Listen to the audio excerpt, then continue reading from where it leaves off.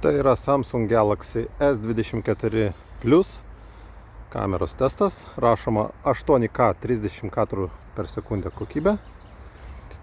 Ir pabandysim stabilizaciją šioje kokybėje, spalvas ir fokusavimą. Dabar lengvai prasibėgsiu.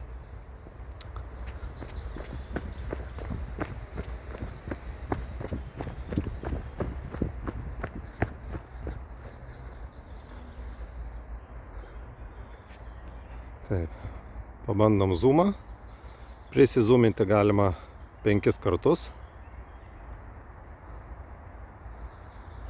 Pabandom autofokusavimą.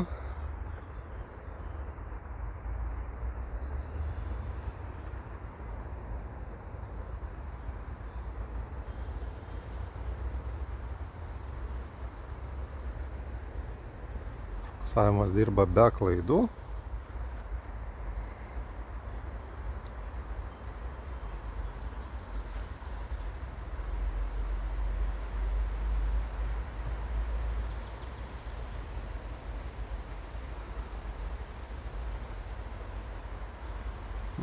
Kažkokių sutrikimų nepastebiu.